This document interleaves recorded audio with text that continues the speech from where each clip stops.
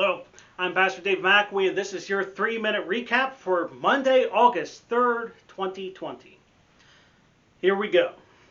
This week, we started looking at how we need to be the change we want to see in the world. And we started by looking at hate and how that impacts our lives, even if we don't think we are a hateful people.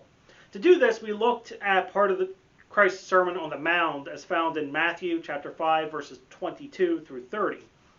Where Christ tells people that it is better to cut off one's own body part, if that is leading us to sin, than to be condemned as a whole.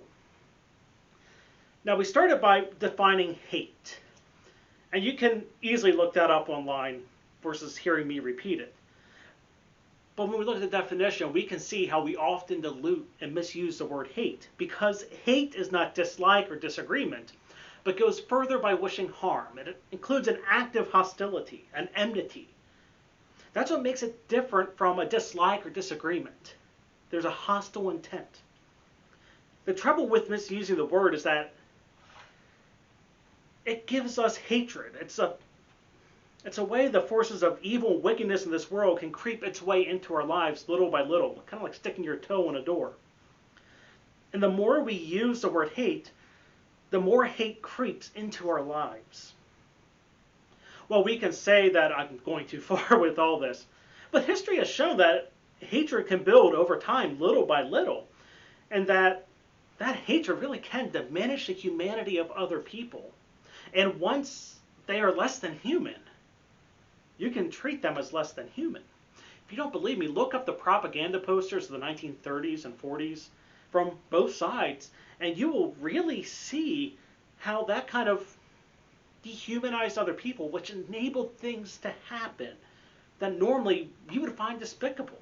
There's plenty of YouTube videos that deal with this topic. Have fun, go down the rabbit hole.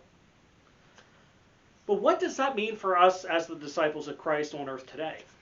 Well, I'll start out by being very blunt. Christians should never hate.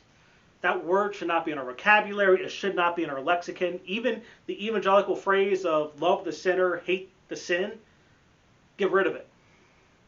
Because anytime we use sin, even little by little, it can creep itself into our lives, and that's the last place we need it.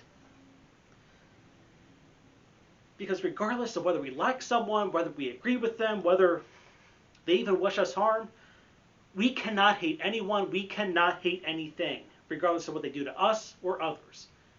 Just drop the word entirely. So where do we start making those changes in our lives? I mean, it really does start with the very words we use.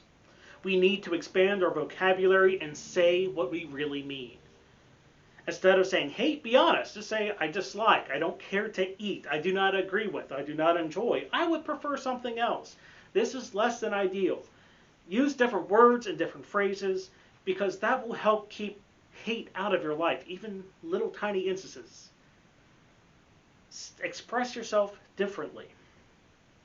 But we also need to remember what we are here to do as the disciples of Jesus Christ. We are called to be a ministry with Christ. We are called to be one with Christ, one with each other, and one in ministry to all the world. This is what we're supposed to do. Those words that we hear every month in communion. One with Christ, one with each other, and one in ministry to all the world.